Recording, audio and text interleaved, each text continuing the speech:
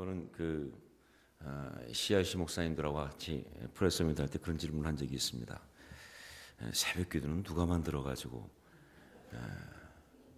근데 그 대답이 딱 나왔어요. 새벽기도는 예수님이 만드셨다. 예수님이 새벽에 가서 기도하셨기 때문에 그래서 그 다음부터 더 이상 논란이 없었다 하는 것입니다. 구약에서 가장 복음적인 내용, 신약에 나오는 어떤 복음보다도 더 직접적으로 복음을 선포한 내용을 꼽으라고 한다면 그것이 바로 이사야 61장 1절로 3절의 말씀입니다. 왜 그렇게 말할 수 있냐면요, 이 이사야 61장 1절로 3절은 예수님이 공생애를 시작하면서 직접 찾아서 읽으신 말씀이에요. 나사렛회당에서. 그러니까 뭐 구약에 있는 말씀을 그냥 인용하신 것이 아니라 직접 찾아 읽고 이 글이 너희 귀에 응했다고 선포하신 말씀이에요. 그러니까 굉장히 복음의 핵심을 다루는 얘기라고 할 수 있죠. 그래서 어떤 그 신학자들은 이 이사야 61장 1절로 3절 말씀을 메시아 출사표다 이렇게 말하는 사람도 있습니다. 메시아가 사역을 하면서 이제 이런 사역을 하겠다고 던지신 이야기라고요. 그런데 이 말씀 보면 결국 복음이 뭐냐 하는 얘기를 쭉 해주고 있어요. 주 여호와의 신이 내게 임하셨으니 이는 여호와께서 내게 기름을 부으사 가난한 자에게 아름다운 소식을 전하게 하려 하심이라. 나를 보내사 마음이 상한 자를 고치며 포로된 자에게 자유를, 갇힌 자에게 노임을 전파하며 여호와의 은혜의 해와 우리 하나님의 신은의 날을 전파하여 모든 슬픈 자를 위로하되 하면서 쭉 나가는 거 보면 여기서 복음이 뭐냐를 설명할 때 첫 번째 파트 얘기하면 복음은 회복이다. 복음은 회복이다. 치유하는 것이다. 이렇게 얘기하고 있습니다. 그런데 여기 보면 예수님이 인용하신 1절, 2절 말씀에는 복음은 회복이라고, 회복을 위해 오셨다고 말씀하고 있지만 이 말씀이 사실 예수님이 인용한 파트는 아니지만 이어지는 뒷부분에 가보면 어떤 말씀이 나오는가. 3절 보면 무릇 시온에서 슬퍼하는 자에게 화관을 주어 그 죄를 대신하며 희락의 기름으로 그 슬픔을 대신하며 찬송의 옷으로 그 근심을 대신하시고 그들로 의의 나무 곧 여호와의 심으신 바 그 영광을 나타낼 자라 일컬음을 얻게 하려 하심이라 하면서 이어지는 말씀을 볼 때 또 하나 중요한 요소, 복음은 바로 그 복음의 결론은 뭐냐? 기쁨이다 하는 것입니다. 기쁨이다. 시온에서 슬퍼하는 자에게 화관을 주어 그 죄를 대신하며 희락의 기름으로, 즉 기쁨의 오일, 이 희락의 기름으로 그 슬픔을 대신하며 계속 반복하는 이야기가 뭡니까? 복음은 결론이 기쁨이다 하는 거예요. 여러분, 이 사실이 굉장히 중요합니다. 사실 요즘 시대가 굉장히 어떤 것보다 직면하고 있는 아주 힘든 문제가 바로 디프레션이에요. 우울증은 아마 지금 미국의 질병 중에 가장 많은 사람을 죽음에 이르게 하는 병 중에 하나입니다. 그리고 가장 전체 미국에서 디프레션 치료에 들어가는 돈만도 수억 달러예요. 근데 병적으로 디프레션 있는 사람들까지 그것만 얘기하지만 실제로 그러지 않고, 저도 좀 세마이 디프레션을 알아봐서 아는데 그냥 그렇지 않은 것까지 하면 정말 거의 많은 사람들이 이 디프레션의 공격을 받고 있다라고 말할 수 있을 만큼 죄가 이 시대를 파괴하고 누르고 있는 방법 중에 하나가 디프레션이에요.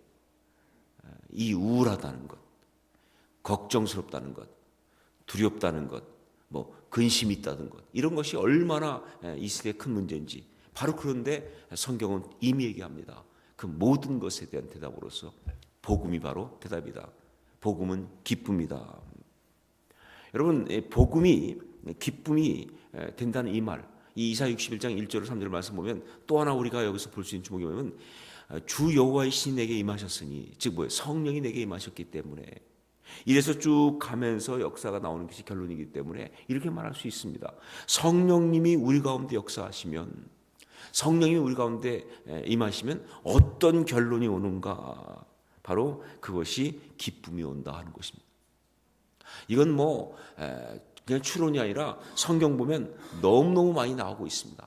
구약에서도 시편에 보면 이런 말씀이 굉장히 많이 나옵니다. 예를 들면 시편 4편 7절 말씀, 주께서 내 마음에 두신 기쁨은 저희의 곡식과 새 포도주에 풍성할 때보다 더하니이다.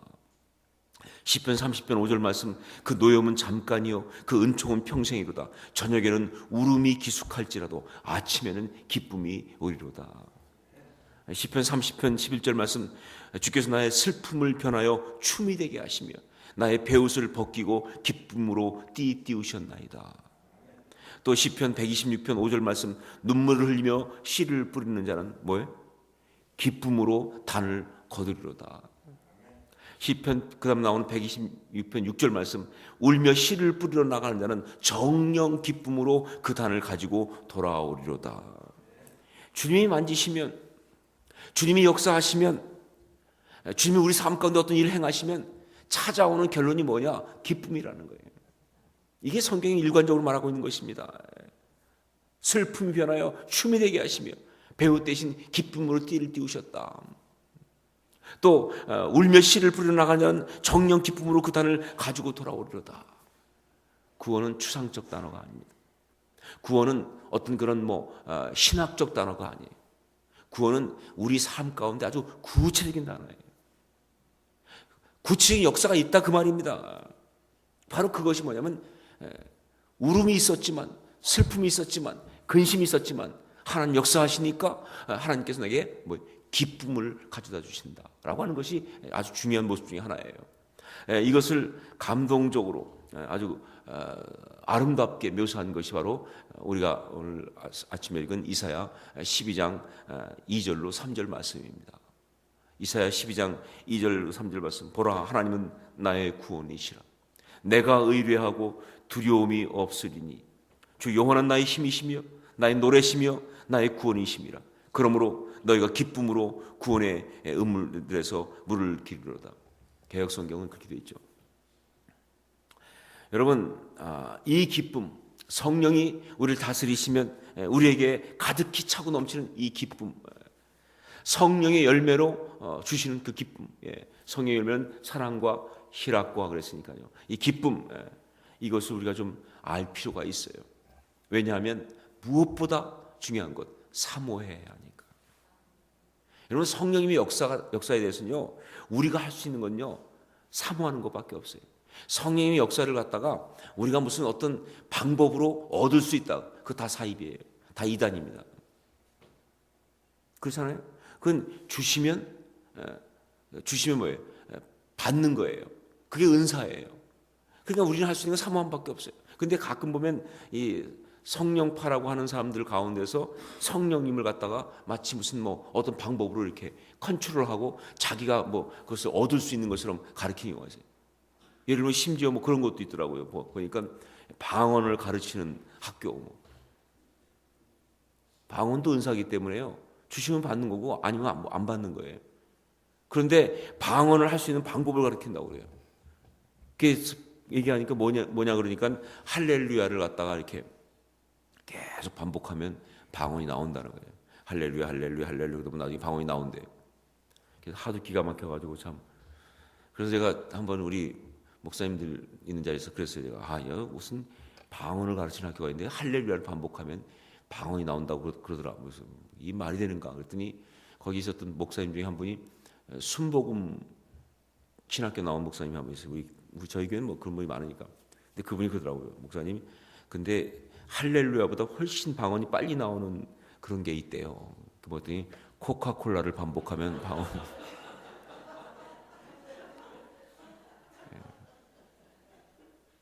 다 이단이죠. 성령님의 역사는요, 그냥 사모해야 돼. 그리고 간구해야 돼요. 그리고 주시면 받는 거예요. 성령님 필요하면 꼭 주세요. 안 주시면 안 필요한 거예요. 이게 맞는 거죠. 마찬가지입니다. 기쁨도 마찬가지예요. 이 기쁨이 뭔지 우리가 알 필요가 있는데, 왜냐하면 사모해야 되니까. 정말 사모해야 되니까. 그리고 간구해야 되니까. 그래서 그걸 가지고 살아야 하니까. 우리한테 꼭 필요한 것이기 때문에 주실 줄 믿습니다. 복음이니까. 그래서 그것을 갖다가 알 필요가 있는데, 여러분, 성령의 열매로 우리에게 주신 기쁨, 그거는 헬라어로 카라라는 말을 씁니다. 카라. 근데 이 카라라는 말은요, 보통 세상의 기쁨하고는 전혀 다른 의미를 가진 단어예요. 놀랍게도 성경에는요, 세상적인 기쁨을 다룬 단어는 안 나와요. 카라만 나오지. 세상적인 기쁨을 다룬 단어는 성경에 안 나옵니다. 신약엔 특별히. 그런데 히브리어 가운데는 약간 비슷한 게 나오는데 그게 마소스란 말이에요. 에가서 5장 15절에 한 번 나오는데 정말 그 세상적인 기쁨, 즉 영적인 기쁨과 거리가 먼 기쁨을 말할 때 쓰는 단어예요. 달라요. 세상적인 기쁨과 영적인 기쁨은 다릅니다. 하나님 성령이 주시는 기쁨은 카라, 영적인 것이다. 그럼 어떻게 다르냐? 우선 그쪽 보겠습니다. 첫 번째로 이 카라, 이 성령 열매를 주신 기쁨은요, 조건적인 것과는 다른 그런 기쁨이에요. 세상적인 기쁨은요, 무엇 때문에 기쁘다. 이게 정확한 정답이에요. 무엇 때문에? 돈이 많이 벌렸으니까, 건강하니까, 자식이 출세를 했으니까, 혹은 내가 명예를 얻었으니까, 원하던 것이 되었으니까, 어땠으니까, 어쨌든가. 그러면서 오는 기쁨이 바로 그게 세상적인 기쁨이에요. 그러나 여러분, 그런 기쁨은요, 양날 칼과 같아서, 얻었으니까 기쁘다라는 말은 무슨 뜻이에요? 잃었을 때 고통스럽다는 말과 같이 나오는 단어예요. 그리고요, 또 다음에 더 큰 걸 얻고 싶다는 것뿐만 아니라 혹시 못 얻으면 어떡할까 하는 두려움을 꼭 수반한다는 것입니다. 이건 활과 같아요. 그만큼 이 팽팽하게 당겨진 거예요. 그래서 참 어려움이 큽니다. 어려움이 크다고요. 그런 것이 세상의 기쁨의 본질이기 때문에 세상의 모든 기쁨은요, 일종의 두려움과 불안과 근심의 저축이다, 이렇게 볼 수가 있어요. 잘못하면. 근데 카라는 그렇지 않습니다. 상황하고 상관이 없어요. 그래서 어떤 경우 카라가 올 때는요, 상황은 아무것도 달라진 것이 없는데, 상황으로 볼 땐 기쁠 것이 아무것도 없는데, 근데 이 속에서부터 기쁨이 그냥 솟아오르는 거예요. 예배 드리고 났을 때 오는 기쁨이 그런 거예요. 여러분, 우리가 예배 드리고 났을 때 그 감격이 오면 말이죠, 그 기쁨이 말이죠, 상황 때문에 오는 거 아니잖아요. 그래서 많은 사람은 얘기합니다. 왜 기쁜지 모르겠지만 참 기쁘다. 그게 맞는 얘기예요. 왜 기쁜지 모르는 게 맞는 얘기예요. 조건이 없으니까. 여러분, 예배는요, 결론이 기쁨이어야 합니다. 은혜니까. 그렇죠? 그래서 내 이름을 경외하는 너에게는 의로운 해가 떠올라서 치료하는 광선을 비추니, 예배 가운데 치유가 있다는 거죠. 근데 경외한다고 해서 예배 아닙니까? 마지막 뭡니까? 저희가 외양간에서 나온 송아지 같이 뛰리라고 그러죠. 그게 예배의 결론이에요. 기쁨이 가득해야 되죠. 저는 사실은 그걸 잘 몰랐어요. 저는 정통 장로교회 출신이어가지고, 그래가지고 제가 어떤 그런 예배드리고 기뻐하고 이런 것들에 대한 부분을, 감정적인 부분을 다루는 걸 잘 몰랐어요. 그런데 제가 전사를 시절에 온누리교회에 제가 이제 부임을 했거든요. 벌써 30년 전 이야기죠. 23년 전 얘기. 근데 온누리교회 부임을 했는데 저보고 대학부를 맡으라고 그러더라고요. 근데 그 대학부 애들은요, 이 경배와 찬양하던 애들이에요, 다들. 그래서 솔직히 말하면 걔들이 저를 가르쳤어요. 제가 걔들을 가르친 것이 아니라. 근데 하여간 감동스러운 건 예배 끝나고 나면요, 쫙 둘러서 가지고 이제 찬양하는 거예요. 예배 끝나고 나면. 그래서 경배 찬양하는데 쫙 부르다 보면 성령이 임하시고 예배에 감격이 있으면요, 그다음부터 아이들이 율동을 시작해요. 근데 막 찬양하다 보면, 율동하다 보면 어떤 애들은 앞에 나와서 월십 댄스도 하고 그런 걸 보면서 느낀 게 뭐냐면요, 이게 진짜 예배구나. 물론 예배 시간에 눈물도 흘릴 수 있고 통곡할 수도 있지만, 눈물과 통곡으로 끝나면 그 예배는 뭐가 문제가 있는 예배예요. 그거 지나간 다음에 뭐예요? 기쁨이 올라와서 춤추지 않을 수 없는 그런 감격. 전 우리 이 아틀란타 중앙장로교회가 그런 교회 될 수 있길 바랍니다. 그런 예배. 참 이 교회 조금 아쉬운 거는 참 이 예배 세팅이 좋은데 이게 좀 짧아서 예배 끝나고 춤추고 나갈 거리가 좀 짧은 게 좀 아쉬움이 있어요. 조금 더 길었으면 많이 춤추고 나갈 수 있을 텐데 말이죠. 예배 드리고 났을 때 기쁘다는 것은요, 이유가 없어요. 이유가.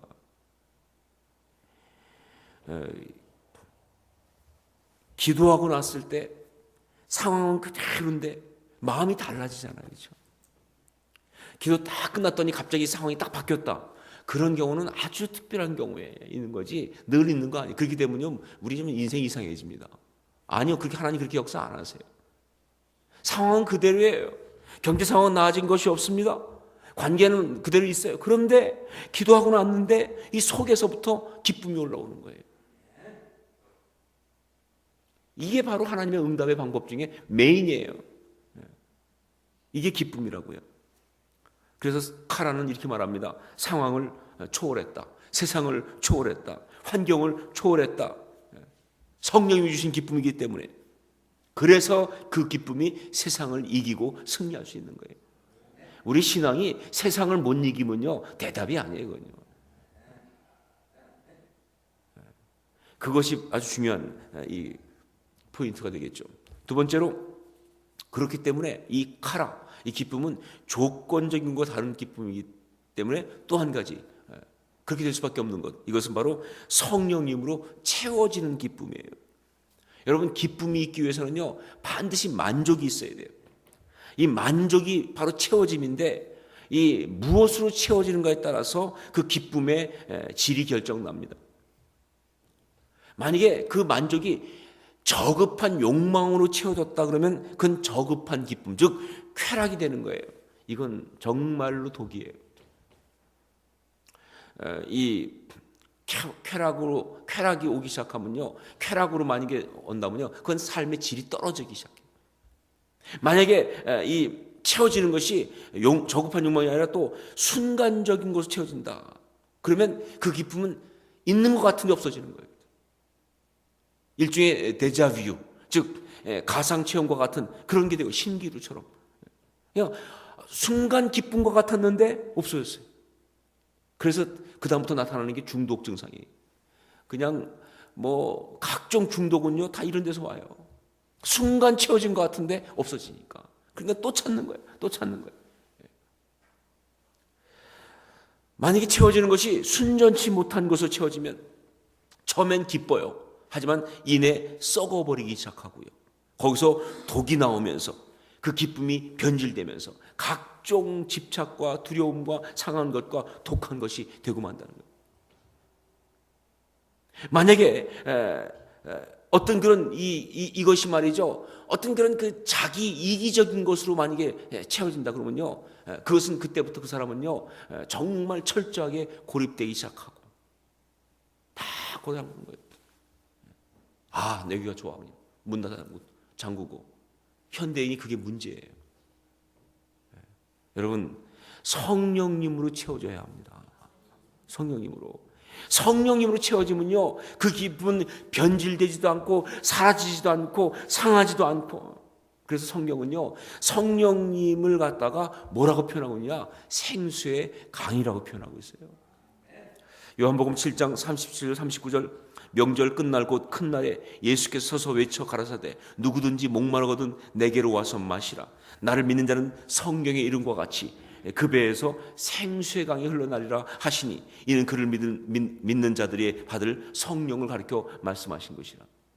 전 처음에요, 이거 딱 읽는 순간 정말 죄송한 얘기지만 뻥이 세도 너무 세다 그랬어요.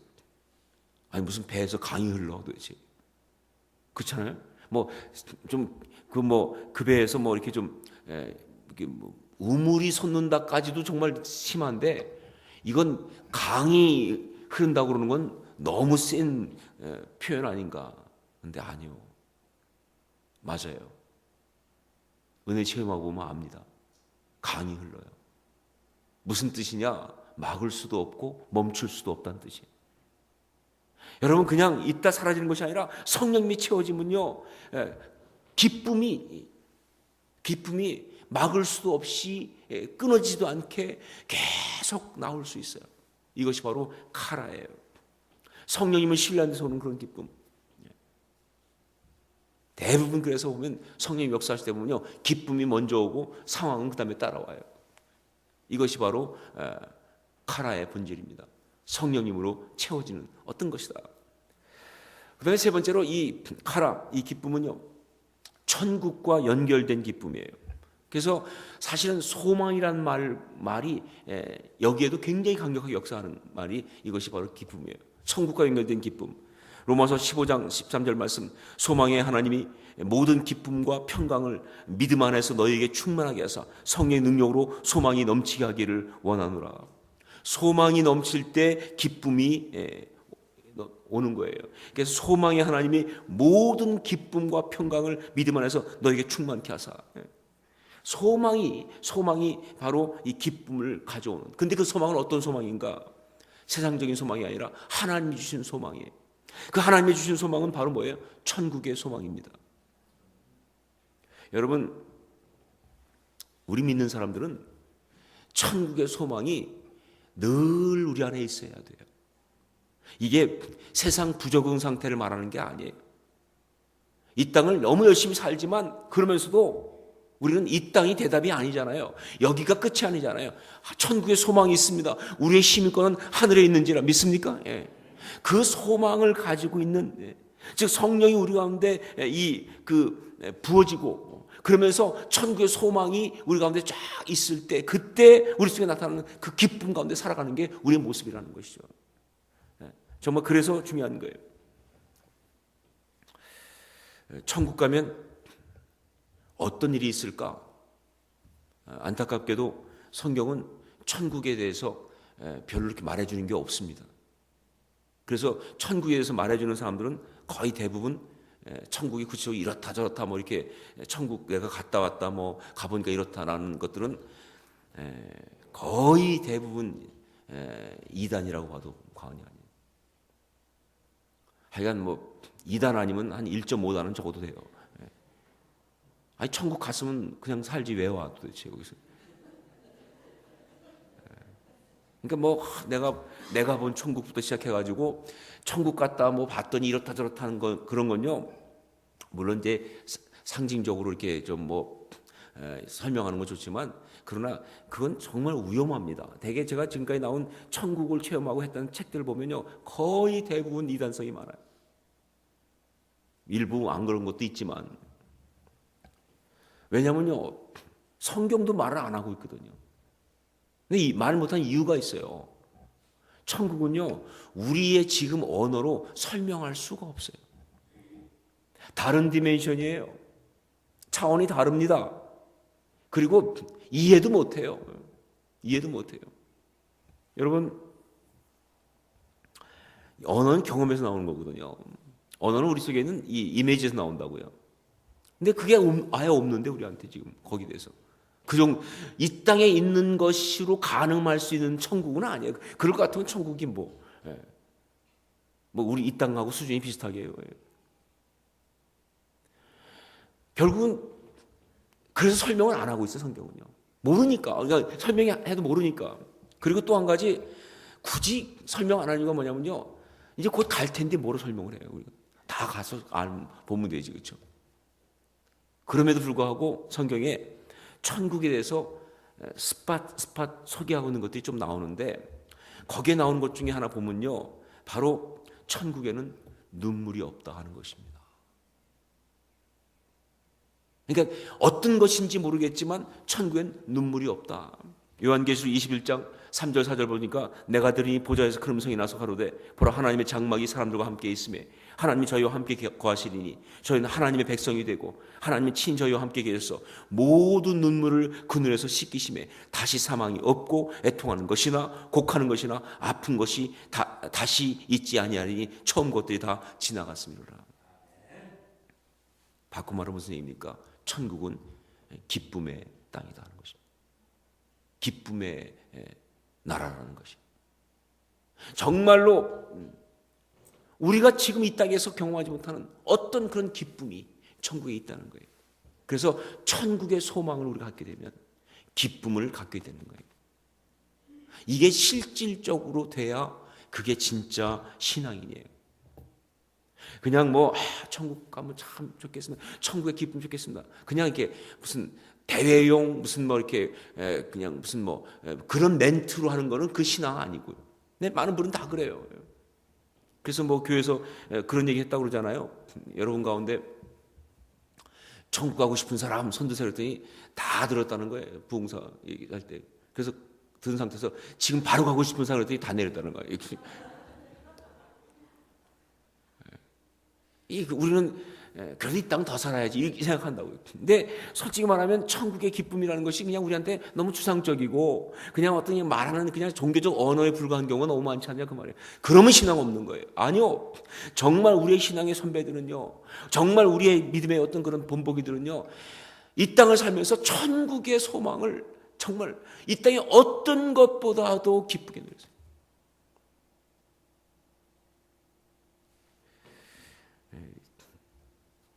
이상하게 들지 마세요. 제가 한번 한국에 있을 때 그 어떤 분이 저한테 복권을 2장 준 적이 있어요. 자기가 샀는데 그냥 저보고 보시라고. 근데요. 그때 금요일마다 복권 그때는 쏘세요 하는 하여간 일주일 내내 뿌듯하더라고요. 그날을 기다리면서. 전 정말 회개했어 나중에. 아니 말도 안 되는 복권 2장 가지고도 그렇게 금요일이 기다리고 물론 금요일이 지나면서 꽝인 걸 알았지만 그런데 우리는 천국을 사모하면서 왜 이렇게 가슴이 벅차지 않을까? 이건 뭔가 우리가 문제가 있는 우리 신앙에 어떤 그런 좀 뭐가 그러니까 리얼리티가 없는 거예요. 그러니까 그냥 구호만 있는 거예요. 여러분 찬송가 보세요. 거의 대부분 찬송가 마지막 절은 다 천국의 소망입니다. 그날이 와 황금길에 그의 영광 바라보고 그의 팔로 날 안을 때 만나보리 나의 친구. 여러분 그런 가사 진짜 그 찬송을 때 눈물이 나야죠. 그 기대 때문에 천국의 소망, 천국의 기쁨 이거는요 우리 신앙인에게 너무 지금 누려지는 가장 구체적인 축복 중에 하나가 되어야 된다는 거예요. 그게 기쁨이에요. 그게 카라예요. 이 카라 이건 성령의 열매입니다. 그렇기 때문에 내가 어떠한 지금 일을 하고 있고 어떤 일을 당했고 어떤 상황에 있기 때문에 라고 할지라도요. 그래서 기쁨이 없다면 지금 나는 죄에게 당하고 있는 것이고 성령님과 동행하고 있는 것이 아니다 그런 얘기예요. 그러니까 믿는 사람은 절대로 그런 상태를 용납해서는 안 된다는 것입니다. 저는 그래서 지금도 제가 우울증을 알아봤기 때문에 압니다. 지금도 마음이 우울하고 답답하면요. 저 나름대로 비상사태를 선포를 해요. 이건 경계경보. 이건 뭐 데프콘 2야 이건.